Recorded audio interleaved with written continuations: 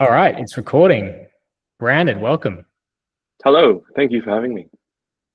Absolute pleasure. Thank you for coming. No So problem. maybe we'll just start off by telling everyone what your current role is. What do you do?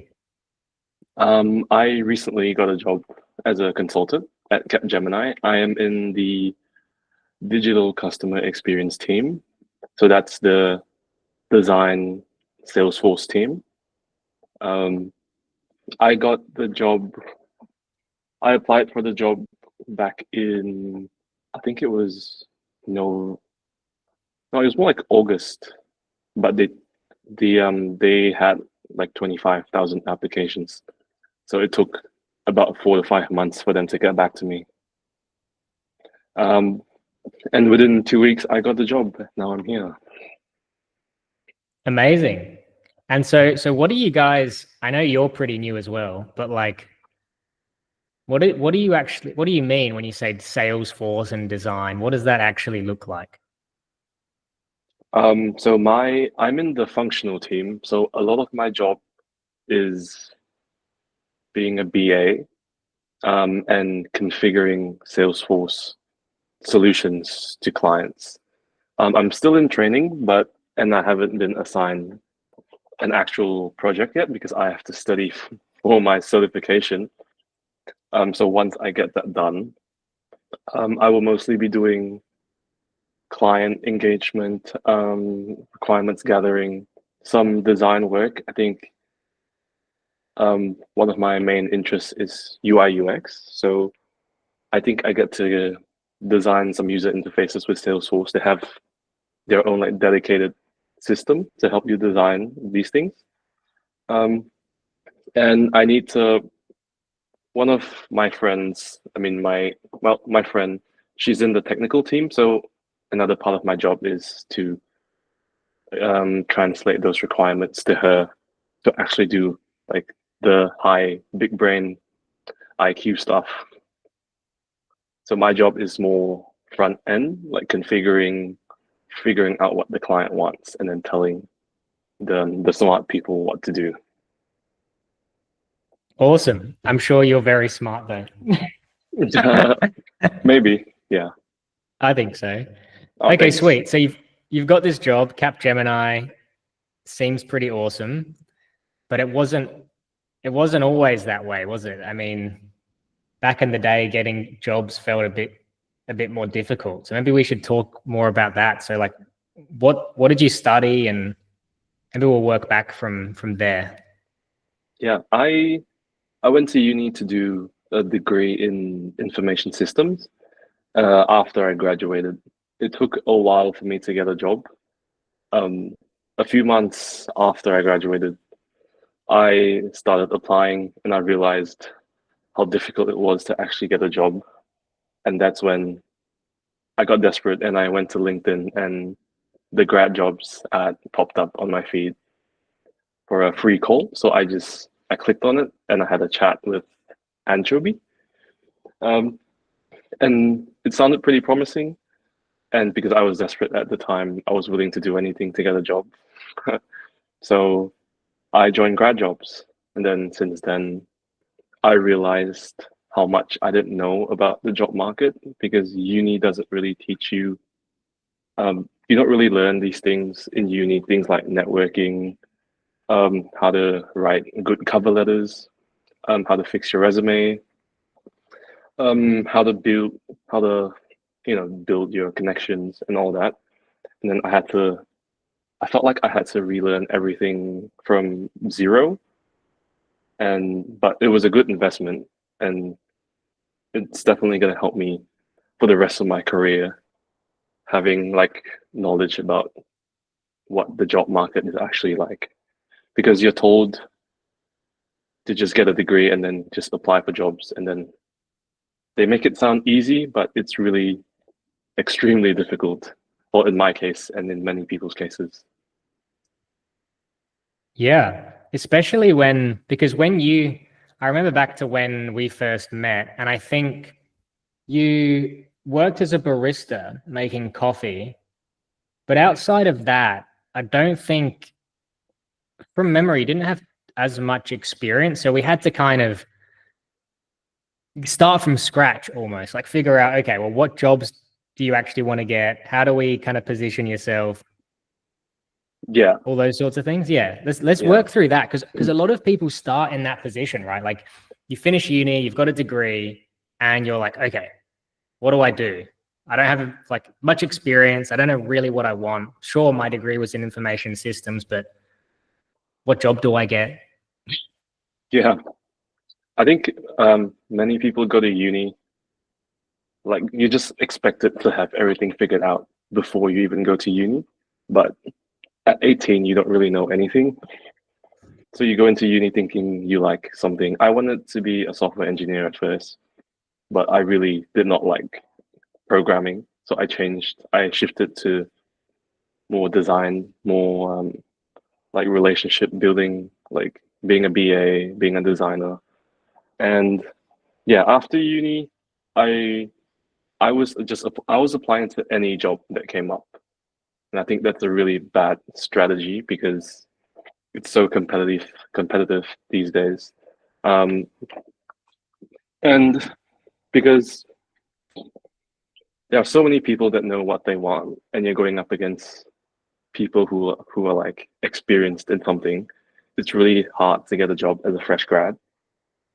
So I think the help from grad jobs, like in helping me to identify what I really want to do, helped a lot in my and definitely helped with like clarity and applying for jobs that I was somewhat good at, or I think I would be good at. So I 8 months after that, I got an internship in UI UX, and I think I enjoyed that a lot more than being like a software engineer. So that's when I actually knew I wanted to be in like a client facing or design role. So I applied for the reason I got this job was because I think the interviewer knew that I was sure of what I wanted. I came across as confident, um, well spoken because I've already had like mentorship from grad jobs. So that really helped me a lot. Awesome. So you're thrown into uni, thought you wanted to be software engineer, didn't realize that pretty quickly. But even coming to the Yeah, end of your degree, you were like, okay, well, what do I actually want? So you had to do a bit of research, talk to some people. I think you talked to a few people from our team as well, yeah, I to did. try and figure it out. And then and you also did some projects at uni where you got to kind of be a designer and then a BA, and you got a bit of Yeah, hands-on experience. And then yeah, yeah, yeah. That really helped. Yeah. Um, I knew that I didn't want to be a programmer because I was really bad at it, and I didn't really have the desire to get any good at it. Like getting good at programming doesn't make me happy or bring me fulfillment. So I I decided to go to like because when you're in uni you have groups and then at the start you decide who's gonna do what. So I always try to avoid being the software developer engineer because I knew how hard it was. So I was always the like the guy who speaks to the clients or the guy who's doing the design. And then I found that very enjoyable compared to writing code, debugging, because as a software engineer, I'm sure a lot of people know you have to work late a lot, especially when there's problems. You have to stay. Some of my friends work overnight just to fix a few bugs, and I didn't see myself doing that long term. So that's why I made the shift, and I was pretty lost at first, because when I spoke to Anchovy, he asked me a few questions that I couldn't answer. So things like, what do you want to do for your career, and where do you see yourself like a few years from now? And I couldn't really answer those questions, so I just said I didn't know. I think he respected my honesty. Yeah, and yeah, now I'm in a completely different role, but it's something that I'm still figuring out as I go. But it's something that might be a long-term career plan. So I'm gonna see where these next few years take me. Yeah, awesome. So that first part was all kind of about figuring out where do I want to, like, what really interests me, and I think also what are you good at? Because I think you know that you've always been good at communication, especially with your experience as a barista, Yeah, and you enjoyed the client facing things during projects. So that all made sense. And then the next step, I suppose, was to go from, okay, I know what I want. Now, how do I actually bridge the gap and get into a client facing like BA role or a design role or something like that? And that's where the internship kind of helped, right? Gave you a bit more hands-on experience. yeah. Because I worked for a startup, so everyone had to do everything. It wasn't like um, an intern was only doing designing, but the intern was doing the presenting, writing up documents, talking to clients. So I was exposed to many things, which is good when you work for a startup. So that's when I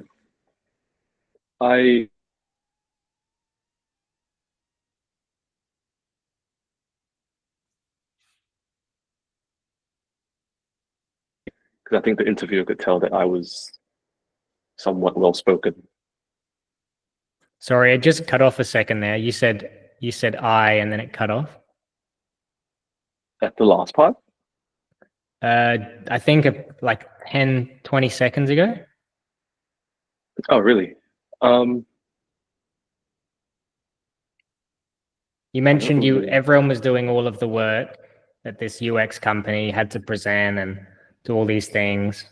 Oh, I mean that was because after a few projects, you kind of know what you like and don't like. So it was then like when I was exposed to like an actual project, I sort of figured out that I was good at talking to people, like communicating. So I leaned into that, and when during the job interview, I think the presenter could tell that I was more interested in like relationship building. That's why I got put in the functional team. Yeah, definitely. And how did you get the UX internship? What was the process?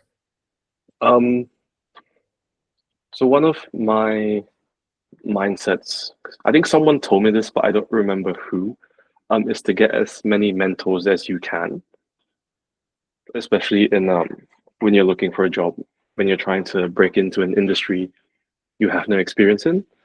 So I looked for mentors on LinkedIn, like potential role models, and I just sent them a message.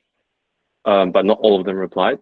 The ones that did reply, they gave me very good advice, um, very unconventional advice, from the ones you get at uni. So things like just getting experience, getting your foot in the door. It doesn't matter how small or how big the company is, or just being open to try new things, even if you think you don't like them, because it might be something that you like. So one of my connections introduced me to a startup founder, and he was looking for interns. And so he set up a call with me and the guy who owns the startup. And then we had a short interview, and then he said he liked my attitude. So he put me on his team for a project. That's how I got the internship. Awesome. So no application, just kind of network. Yeah, it was purely networking because he didn't even post. I think he didn't post anything on social media about an opening. It was purely from his network. Awesome. And so now everything's starting to fall into place. You got a bit of experience, figured out a bit about what you like and don't like at uni, continued that journey post uni, trying to figure things out, talking to people, getting some mentors, did the internship with the startup, gained tons of skills, again, figured out kind of started refining in, like Yeah, targeting like like one small step at a time. Yeah. And you're still doing your work as a barista. So keeping those customer service skills nice and sharp. And then comes along the opportunity to work with Capgemini. Yeah. What interested you in that opportunity? Honestly, at the time, I was just applying to roles that I think would suit me. And because Capgemini is a pretty well-known company, I've seen and heard of it almost at every career fair on social media. So I wasn't expecting to get a job, to be honest. I was just, okay, this looks like something that might be interesting. So I just applied. And then I used the tips from your course, the like, fixing your resume, writing a good cover letter, networking with people from the company. But for Capgemini, I didn't network with anyone. I think part of it was luck as well, because they said my application was good. So they gave me a call. Um, yeah, one of the HR recruiters gave me a call, and then I got passed on to the next round. And I think the internship really helped a lot for my application. And Awesome. because, yeah, and Capgemini hires um, a lot based on soft skills, like your character. So I think having that mentorship really helped my my personality stand out too during the phone call. Mm. And like you mentioned before, I think because you spent so long figuring out which career path was right for you, that a career path that aligned with your interests and also your skills, your innate skills and strengths, I think that obviously made a big difference, right? Because a lot of employers are looking for someone who actually wants the job, not someone who's spamming applications. Yeah, someone who's not afraid to be themselves. Because a lot of graduates try to fake their way into a job. They say they Mm. like something when they don't. And I think, people can pick up on that very easily if you're not being authentic. Yeah, Yeah. so having going through that mentorship journey really helped me be more confident in myself. Mm. The other thing that's really cool about your story, one thing I love about it is it a lot of graduates, they're looking for a really quick win, right? In fact, most people are looking for a very quick win. Like Yeah, I want to become a business analyst. Give me a job right now. And I want to be earning six figures right now, then yeah, a month. definitely. And it's like they don't really understand how the world works. Yeah, they want everything fast, especially in tech, because for the past 10 years, people have been saying if you get a tech degree, you can earn six figures like out of uni. And then I think that's why a lot of people went for tech in the first place, purely based on the money and like the quick success, if you call it, yeah, if you want to call it that. Because people see it as a shortcut to being rich, I feel like, in my experience. Yeah.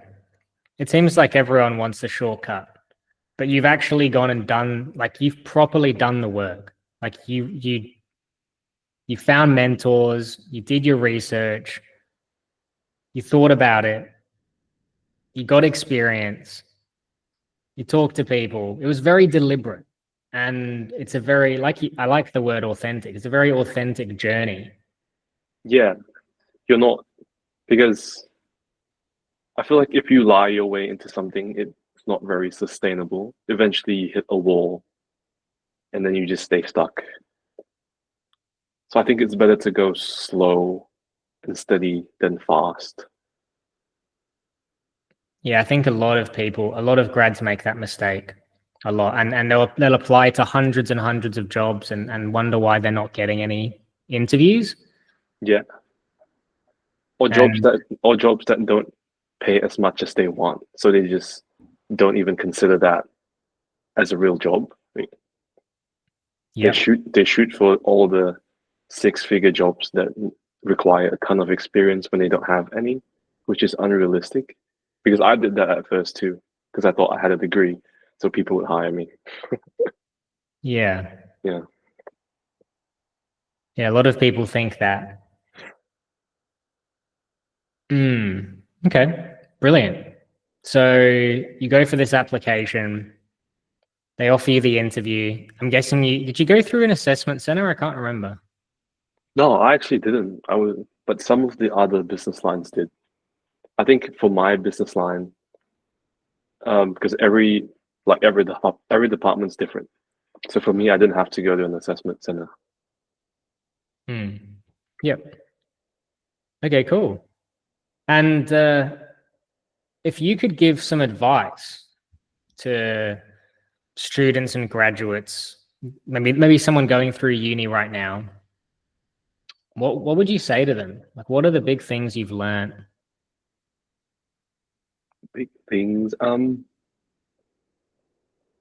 think probably the most important is if you're unsure about something, it's fine to ask for help rather than doing it over and over again and just wasting your time. It's better to just get someone who knows what they're doing or they have done it before and just ask for some advice. I think that saves you a lot of time. And then I'm gonna do top three, and then the second one is to just not there's nothing wrong with going slow. I think it's better to go slow because I'm someone who burns out very quickly if I keep sprinting. So I like walking, if that makes sense. Um, I think it's better to go slow, um, and then because some people they tend to go all in 100% at once, and then they give up very easily. I'm sure you know friends who say they want to lose weight, and then they go to the gym like 5 days a week from the start, and the first 2 or 3 weeks they give up, something like that. And the third one is to know how to take breaks. You don't have to be like, doing job applications all the time. It's okay to like stop and not do anything and then get back to it when you feel ready. Because I think it helps, like with the second point, helps with longevity. Um, it's not really like job hunting is not a race. Because I used to compare myself with people who got internships or like grad roles out of uni, and that I felt like I had to do more just to catch up. But it's fine to go at your own pace and don't compare yourself to other people. Yeah, that's my top three. Love it. And if you could go back to 18-year-old Brandon, yeah, maybe you haven't even picked your degree yet. I'm not sure. Maybe Yeah, you would have picked it you probably would have been 17, I guess, when you picked it. yeah. What what what would you change? Would you make any different decisions at that point? Would you jump into uni or I think I would um, not listen to people as much because you get a lot of advice from people who mean well, but you have to, at some point, you have to start listening to yourself and you have to start asking yourself what you really want and not because you're living for yourself and you're not living for someone else. Especially your parents, they want what's best for you, so they ask you to do like become an engineer, become a lawyer, but it doesn't work if it's not what you want and you're unhappy when you do it.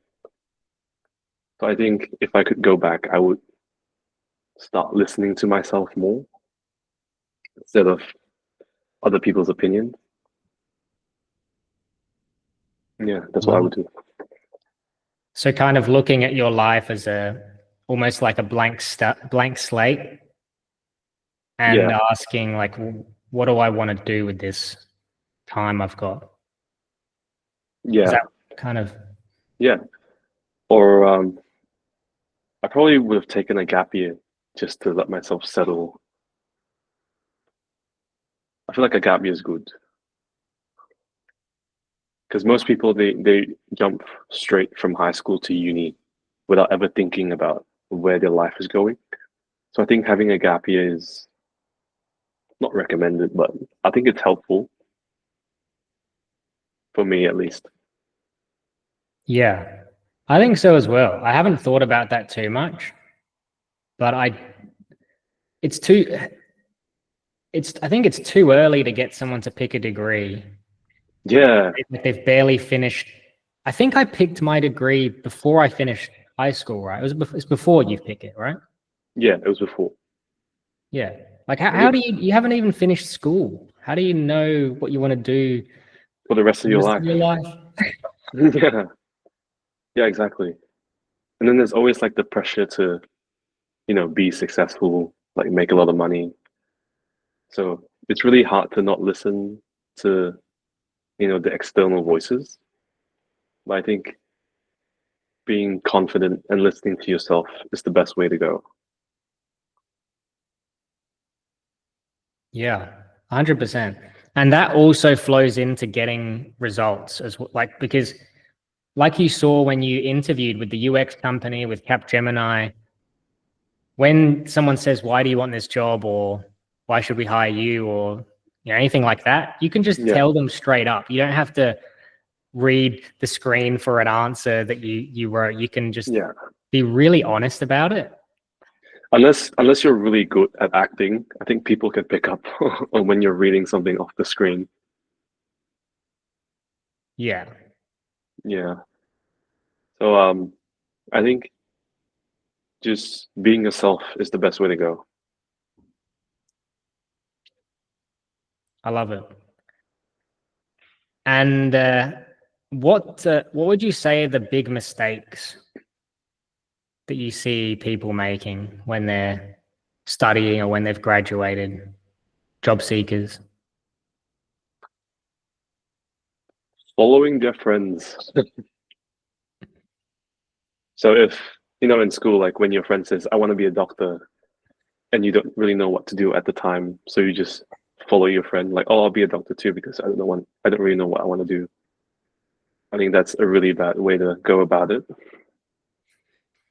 Because everyone's different. Just because he wants to be a doctor doesn't mean you want to be a doctor. Because when I was picking my degree, I was influenced by my friends as well, because many of them were going to be software engineers. And so I just went along because my friends were going, so I'm going to. Yeah, I think I would change that. That's a pretty big mistake. And another one is, I think it's pretty common. I'm sure you know, like just mass applying to any job, even if you don't, even if you have no interest, or like no experience in that job. And the other one is applying for a job solely based on prestige and income. Like people that work at Big Four. Like, I have many friends who work at Big Four that are burnt out. They don't really know what else to do, so they just stick to the same job. But they're very unhappy. Um, they're tired every day. Things like that. Yeah, that's my top three mistakes I see. Awesome. These all have a very similar pattern to them. Yeah, Yeah. Yeah, I feel that as well because I used to work at the Big Four. And when I finished when I finished school, I felt there was pressure from like pretty early on to do something almost for other people, like to make your parents proud or to show your friends yeah, that you're not like that you're smart. yeah, And I also made decisions that optimized for that. Like, I can't just do an economics degree. I have to do an advanced economics degree because then it looks cool. yeah, I mean, it pays off in the end a little bit. I mean, I was like, oh, I have to get an internship right away and I have to do these jobs right away. Or I have to get this kind of good job. And then I started working at KPMG and it sounded so good when people ask you, what do you do? Oh, I'm a consultant at KPMG. Sounds so good. yeah. But it's On the paper, it biggest sounds good. trap. Yeah, It's such a trap. Like if you don't actually I'm not saying it's not a bad thing. Some people love the job, and I actually quite liked it, but it can be a very nice trap you get in because you start as a consultant or whatever it is. You get the senior consultant promotion, and you're like, oh, this is great. And then they're talking to you. They're like, oh, you could be a manager soon. You think, oh, could be a manager soon. This could be amazing. And then 5 years can go by, and if it's not what you actually want, and it's not just with like the Big Four or consulting in general, but I think just in general, you get to a point. I got to a point where I was like, I can't not pursue what I actually want to do anymore. It just hurts too much to wake up and not be doing. It's like, why am I waking up and doing something I just don't want to do every day? Yeah, you get sick of it eventually. Yeah. Yeah. Yeah. I think, yeah. people call it golden handcuffs. Have you heard of it? I might have. That's actually that's a very cool way of looking at it. Yeah. Someone said working like a prestigious job is like putting yourself in golden handcuffs. It's comfortable, but it's not uncomfortable enough for you to make a change. Yeah, I think that resonates with many people. Yeah. Yeah, I guess you just get to a point where you're like, I just got to give it a crack. Got to. I mean, yeah, you figure yourself out over time as well. Yeah, the older you get, the more clarity you gain. I've a few people that I've met through grad jobs got offers at Capgemini. Yeah. And I think from what I've heard from them, it's a pretty good place to work. So hopefully you find it the same. Yeah, it is. Like the people that I've met have been here for 10, 20 years. They say it's a great place to work. So I'm pretty happy I got this job. Awesome. I love it. All right. I think that's pretty much it. Is there anything else you wanted to say to people watching? No, I think I've said everything. All righty. Well, we'll finish it up. Thank you very Yeah. much, Brandon. Sure. Congratulations on your new role. And Thank you. Thanks best for your wishes help. with everything. Couldn't have done it without you. No, I appreciate the kind words, and keep in touch as well. Hopefully, maybe in the future, if you're interested, you can help us with mentoring. Yeah. I mean, I'd love to. when you're less busy. Yeah, when I have more experience. Yeah, I mean, even now, I think is plenty, because I think a lot of people when they think that when they think of the kind of person who gets a consulting role or just any role, they always have these crazy expectations. Like I remember when I was going into KPMG the first time, I was like, oh, these guys are going to be like the highest IQ, most intelligent, like crazy people. Like I'm not going to be nearly good enough for them. And then you get in there and you're like, whoa, these guys are just normal. Yeah, they're figuring out too. They don't know everything. They're like us. 100%. Yeah. And and so like I think the fact that they picked you out of 25,000 people and you're a really down to earth, like normal guy, just a nice guy. I think people actually feel pretty good about that, getting mentorship from you, because they'll be like, whoa, this guy can do it. I think I can do it too, maybe. I think that's the reason I got hired, because I wasn't trying to be anyone else. Yeah. Yeah. So trying to be someone else just harms you even more. Because I remember during the interview, he asked me a few questions that I didn't know. I just said, "Oh, I don't really know, but I want to learn." Yeah. Yeah. I think it was a test to see whether or not you would admit that you didn't know. Mm. Yeah, I love that. That's so true. And the thing you said about asking questions, like if asking for help, Yeah, that's also so true. I remember, like I know we said we finish up, but just really quick, I don't know if this will probably be, I mean, you probably already learned this lesson, but probably for the first like 2 years of my career, maybe a year and a half, maybe a year, I pretended I knew everything that was happening. Like I'd go into a meeting and I'd be taking notes, and then at the end, the manager would say something like, "Oh, can you like do this for me? Like make this model or like build this report or do this research." And I'd be like, yeah. And then I'd do all this work, come back, and they're like, that's not what I wanted. What are you talking? And it's because I just pretend I didn't want to seem dumb. yeah, But it's so much better when you're just super honest and you ask the dumb questions because, and it sounds so silly to say this, but but it's hard. yeah, it's Yeah, hard. But like yeah, if you don't do it, because before I started doing that, I had this like really unclear picture of what was going on. Like I really didn't, because once you start missing a few bits of information, it's really hard to see how everything links together. And you got to ask those dumb questions to then get those little bits that make everything make sense. And you go, oh, that makes sense. And then you can actually be good at your job. But if you don't do that, it's so hard. I actually had like a coffee chat with one of the senior consultants, and he told me that sometimes he looks at something and he says, "I don't know what this is." Even the lead consultant, because he looks at something like no one knows everything, and it's fine to not know everything. 100%.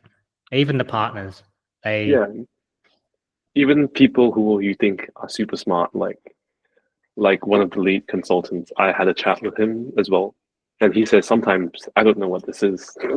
I have to ask for help from my, directors or like senior managers, and even the senior managers don't know everything.